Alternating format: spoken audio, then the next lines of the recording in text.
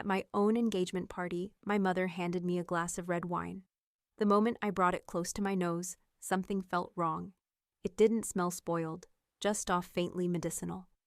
My instincts flared, but everyone was watching. Smiling, toasting, waiting for me to drink.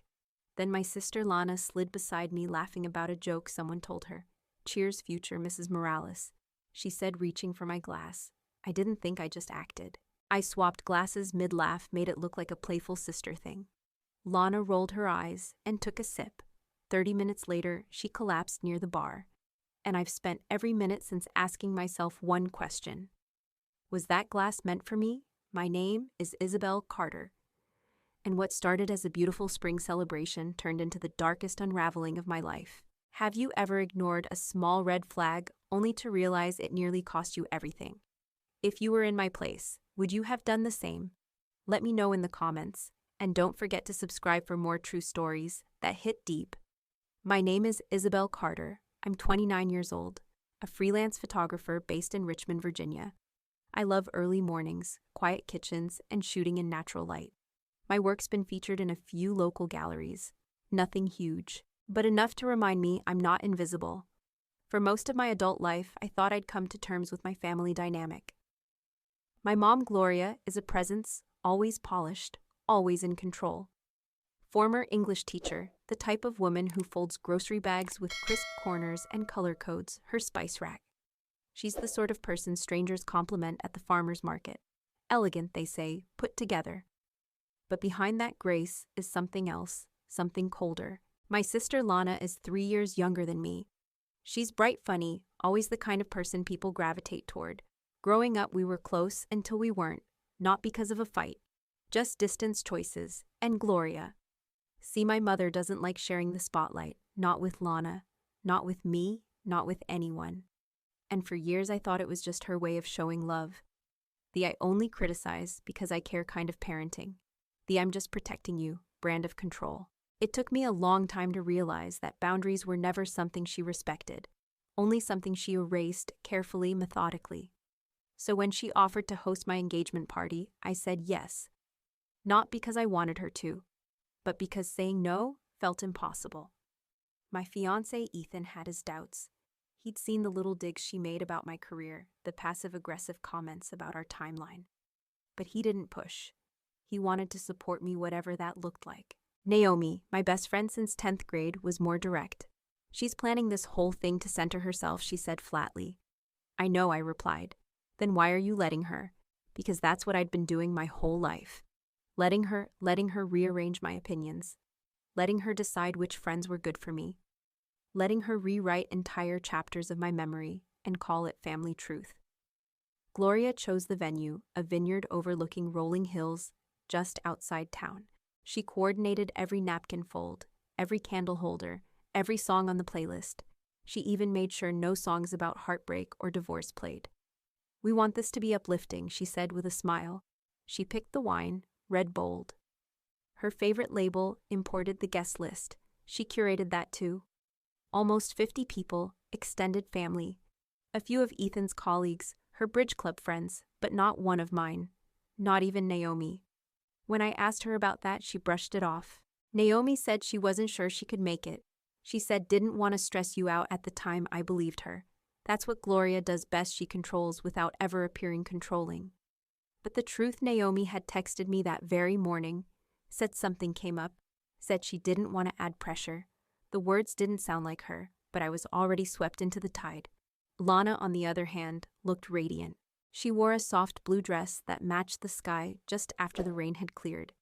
She'd helped arrange the centerpieces, triple-checked the seating chart. She didn't seem worried. She never did. And maybe that's what made it all the more cruel, because she trusted our mother. She always had, and she never saw it coming. Not like I did, not until it was too late. That night, Gloria handed me a glass of red wine, and everything I thought I knew about loyalty, family, and protection cracked open like a dropped crystal. And I would never see her or myself the same way again. The party was already in full swing when Gloria appeared behind me holding 2 glasses of wine, like some elegant hostess in a glossy magazine. Her smile was perfect, tight, practiced, utterly unreadable. "For the bride-to-be," she said softly. offering the glass. I took it automatically. It was red, deep, the kind she always favored. I smiled, nodded politely, thanked her. Then I brought it close to my face and paused. It wasn't spoiled. It wasn't off-putting. It was different. A sharpness beneath the fruit. Faint medicinal. Like something that didn't belong. I held the glass lower. Forced myself not to react.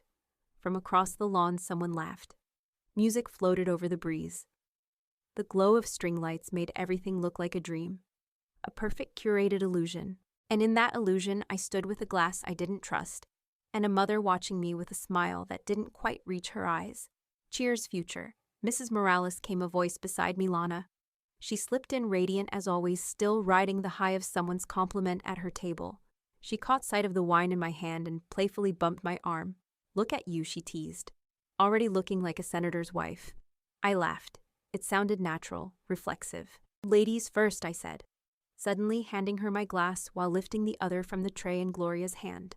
Lana rolled her eyes. Classic big sister move, but she took it smiling. Clinked her glass with mine and sipped. I watched her closely, but she didn't flinch. Maybe I was imagining things. Maybe I was just paranoid. I spent the next half hour helping the staff relight some candles that had gone out near the buffet line. Small mindless tasks, distractions. Then someone screamed. It was sharp, panicked, not playful. I turned. Lana was stumbling near the bar. Her skin had gone pale, waxy. Her lips were losing color. Her hands trembled as she tried to grip the edge of a table. Then she collapsed. Everything moved too fast. Chairs scraped, glass shattered, guests gasped. Someone shouted her name. I ran. Gloria was already there, kneeling beside Lana, fanning her with a cocktail napkin, like she was auditioning for a daytime drama. She probably drank too fast, Gloria said quickly. Or maybe she skipped lunch. You know how she gets. People nodded, murmured. No one questioned her, but I stood frozen, watching my sister twitch on the ground, while our mother narrated the scene with calm detachment. I couldn't breathe. My stomach turned. That glass was meant for me, and no one else knew it. Not yet. Later that night, when the ambulance had gone and the last car had pulled away, Gloria hugged me at the front door. You did great, sweetheart, she whispered. Just like we practiced. Practiced. The word sat in my chest like ice. I didn't say a word. Just nodded. Let her walk away into the night, like nothing had happened. Then I went inside and stood under the shower until my skin felt raw. The scent of that wine still haunted me. I couldn't shake the image of Lana on the floor, couldn't stop thinking about how easily it could have been me. 2 days later, I got a text from Naomi. Your mom called me before the party, she wrote. Said you were overwhelmed, that maybe I should skip it. I thought she was trying to protect your space, but now, I'm not so sure. I stared at the message, heart pounding. Gloria hadn't just planned the guest list. She had carefully, quietly removed every person who could have protected me, could have questioned her, could have stopped her. I let her do it. I handed over control. I let her stage the entire night, like a scene in one of her novels. And the worst part, she nearly got away with it. The morning after Lana was released from the hospital, I couldn't stop pacing. Something inside me had changed, not snapped, shifted, like a rusted gear, finally catching in place. I opened the bottle of wine Gloria had left behind, pulled out the cork, and inhaled. That same faintly bitter synthetic undertone was still there. It wasn't in my head.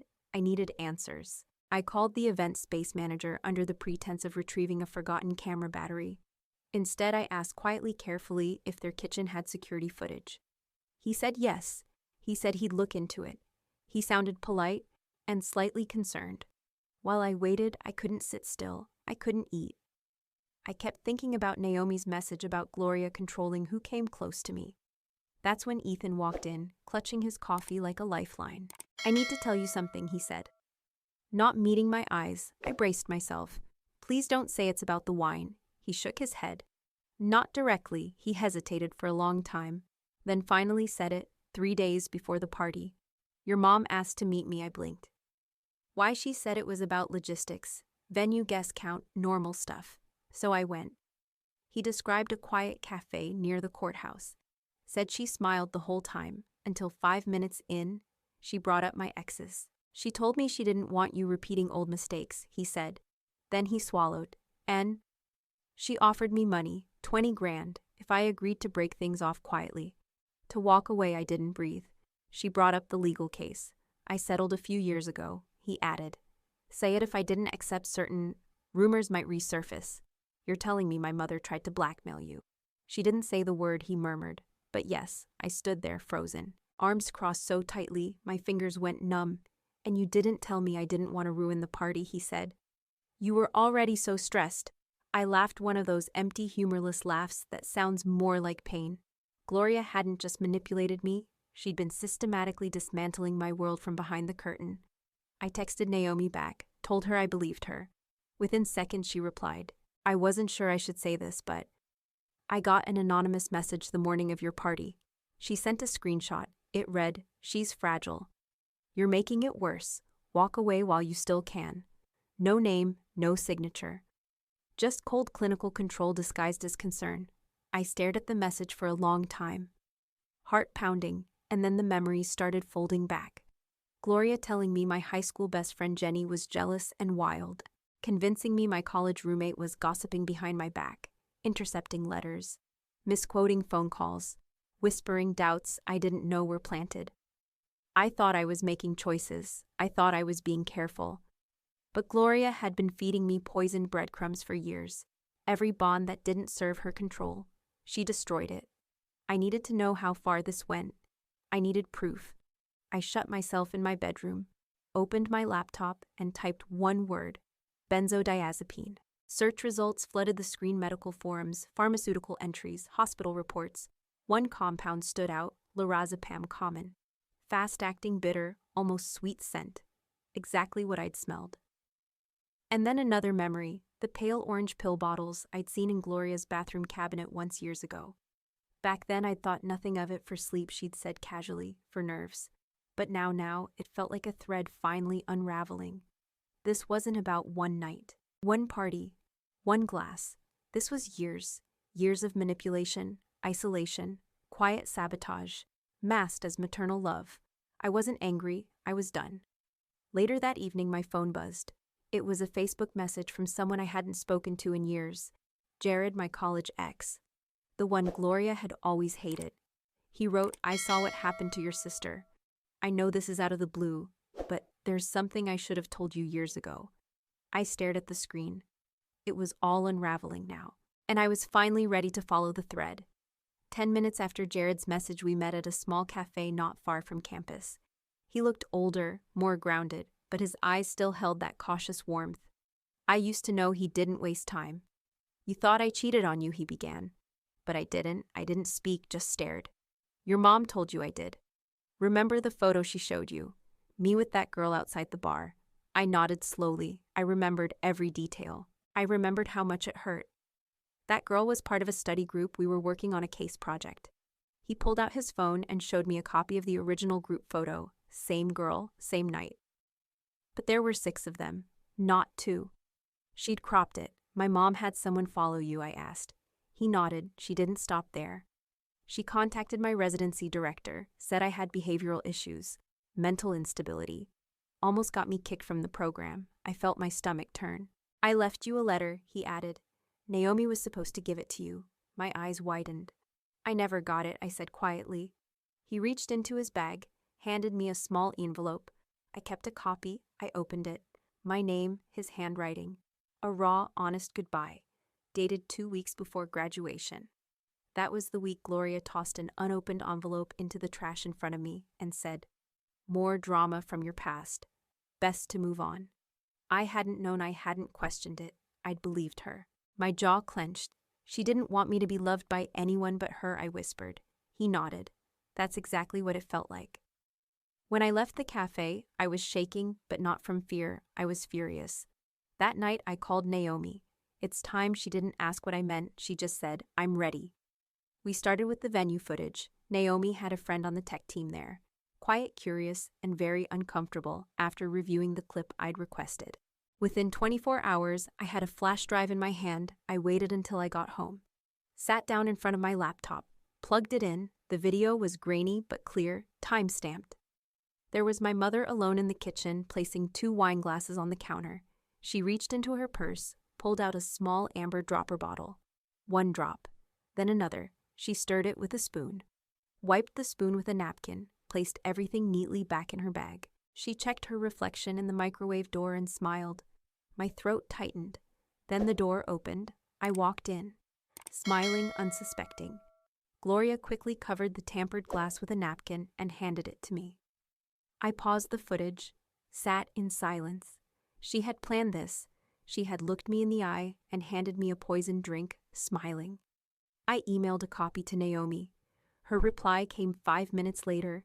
She was going to drug you, and she did it calmly, like it was brunch prep. We started compiling everything. I revisited Gloria's bathroom, pretended to check in on Lana, now resting at our parents' house. While Lana napped, I opened the vanity drawer. 3 prescription bottles, all under Gloria's name. All benzos, 1 expired, 1 dated 2 months ago. 1 filled last week. I photographed them from every angle, lined them up beside a tissue box, and snapped a time-stamped shot. Then I placed them back carefully, like nothing had been touched. Naomi verified the drug names. "These aren't mild," she said. "This is chemical suppression. She was going to knock you out or worse." It didn't stop there. The next morning, I was picking up mail when I saw Mr. Harlan, our neighbor, trimming his roses. He waved me over. "I didn't want to interfere," he said, voice low, but I saw something strange. "The night of your party." He glanced around, then added, "Your mom came out the side door, real late. Had gloves on, rubber kind. Washed something down the alley drain." What was she carrying? Small brown bottle. Looked like chemical disposal to me. "You worked in a lab, didn't you?" He nodded. "Biochemistry." 28 years. I swallowed hard. "Would you be willing to write that down?" He didn't even hesitate. "Already have left a signed copy in my shed, just in case." That night, I laid everything out on my dining table.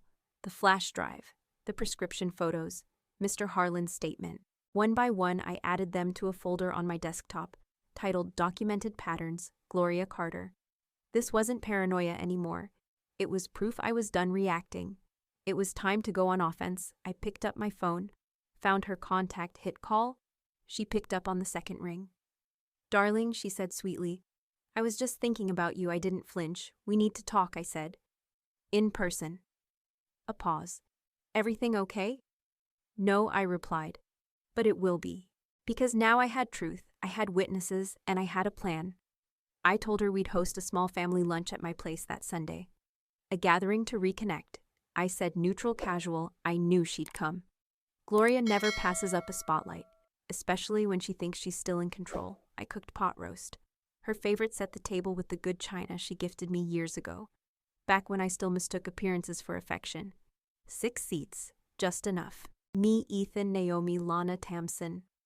And Gloria. Lana arrived early with Tamsin and their toddler, who clutched a toy giraffe and looked up at me with wide, curious eyes. She looked better, a little color in her face again, but something behind her smile was still broken. Still unsure, Naomi came next, carrying a flash drive in her coat pocket, and eyes that said, "Are you ready for this?" I nodded. I wasn't sure if I was, but we were doing it anyway. Ethan came late, tense. He hugged Gloria politely when she arrived, the kind of hug you give a stranger at a funeral. She floated in with perfect makeup, a strand of pearls, and a tray of lemon bars. "You always host so beautifully, Isabel," she beamed. "I'm glad we're back to family time," I smiled at her. "Actually, that's why we're here." Everyone looked up, forks stilled, air tightened. "There's something we need to talk about," I said softly. And this time, no one leaves the table. I walked to the television, plugged in the flash drive. The screen lit up, the video played. There she was. Gloria in the kitchen at the venue. Alone, measured, focused, 2 glasses. Dropper bottle. Stir, smile. Not a flicker of guilt. When she handed the glass to me, I paused the footage. Silenced. Lana's face went pale. Tamsin leaned forward, mouth slightly open. No one spoke. Then I clicked through the images, photos of her prescriptions. All benzos, clear as day. Then came Mr. Harlan's signed statement. Printed, dated. I turned to Gloria. "You tried to drug me," I said evenly. And when Lana drank it instead, you played it off like shrimp cocktail. She didn't blink. This is a gross misunderstanding, she said, her voice thin. You've always been so emotional, Isabel. Always twisting things, don't I warned. She leaned forward. I was protecting you. From another failed relationship. From another man who would leave you blaming me. You almost put your daughter in the hospital for control. Then Lana spoke. Her voice cracked, but it was steady. Did you know I was pregnant? The room froze. Gloria's face changed only for a flicker. You knew, Lana whispered, and you still handed me that glass. Thompson stood abruptly. What the hell is wrong with you? Gloria exhaled sharply. You're all overreacting. I've never hurt anyone. Every decision I've ever made was to protect this family. You handed me poison in a wine glass. Mother, I said. That's not protection. That's pathology. She stood slowly. I did what I had to do, she said coldly. You wouldn't listen. None of you ever do. No one stopped her as she picked up her lemon bars and walked out the door. The silence she left behind was louder than any shouting match. That night Naomi called me. She's escalating, she said, without even a hello. What happened? I just got another text. No name, no contact. Just this, you should have stayed in your lane. This isn't your story. My grip on the phone tightened. She's threatening you now. She's unraveling, Naomi said. That's what this is, desperation. I nodded, though she couldn't see me. She's losing control, I said. That means we're getting close. I'm not afraid of her, Naomi replied. But I am afraid for you. I'm not afraid anymore. I said, I'm beyond fear. I'm done surviving her. The next morning, Lana showed up at my apartment. Pale, makeup smudged. She's trying to get into Thompson's head, she said. What did she do? She told him I faked my collapse, that I'm unstable. She's implying I'm a danger to the baby. My chest tightened. She did the same thing to you in college, I whispered. Lana nodded, lips trembling. She told me I was emotionally unbalanced, took me to therapy, sat in on the sessions, made me question everything I put a hand over hers. She didn't want daughters. She wanted mirrors, ones she could adjust. We sat together, quiet, worn out, but finally awake. That night, I didn't cry, I didn't shake. I walked into my studio and pulled out my camera, not for work, not for art. For evidence, I packed a spare SD card, fresh batteries, copies of Gloria's prescriptions.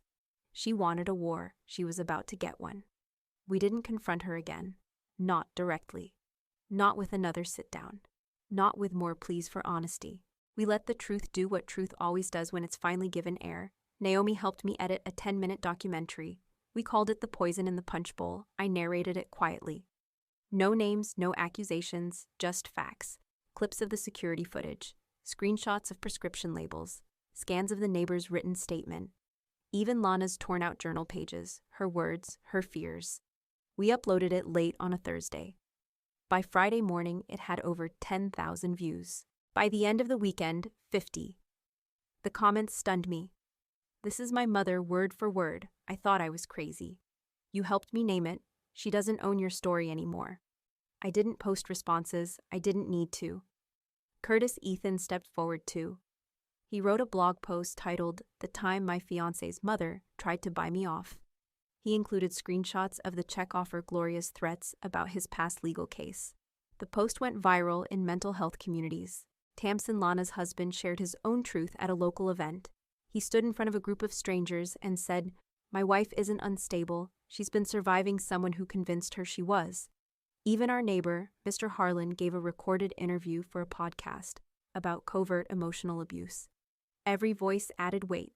Every story chipped away at the illusion Gloria had built. She never posted online again. She stopped showing up at charity events, stopped hosting her annual holiday brunch. Some said she was sick. Others said she moved away. But I don't think she went anywhere. I think she just became invisible. And for someone like Gloria Carter, invisibility is the deepest cut. As for me, I opened my first gallery exhibit 3 months later. A photo essay titled Unspoken 20 Portraits of People Who Had Survived Family Control, Coercion and Silence, Faces Full of Scars, Eyes Full of Stories. One guest left a note in the comment book.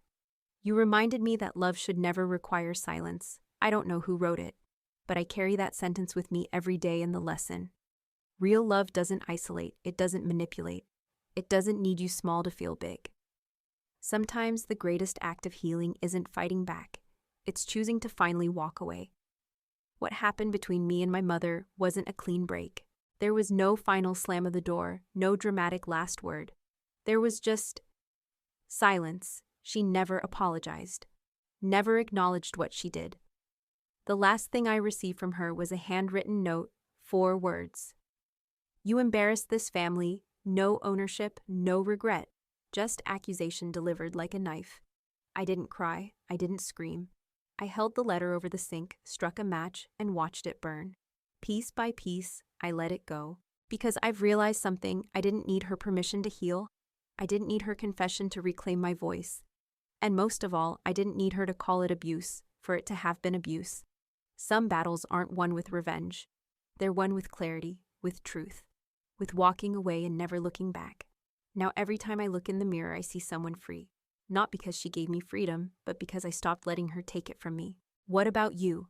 Have you ever had to set a boundary so painful it felt like losing a piece of yourself just to protect your peace? If this story touched something in you, share it. Comment below and don't forget to subscribe to Ian True Tales, where stories like this remind us that sometimes surviving love means redefining it. More true stories, more voices, more truth coming soon.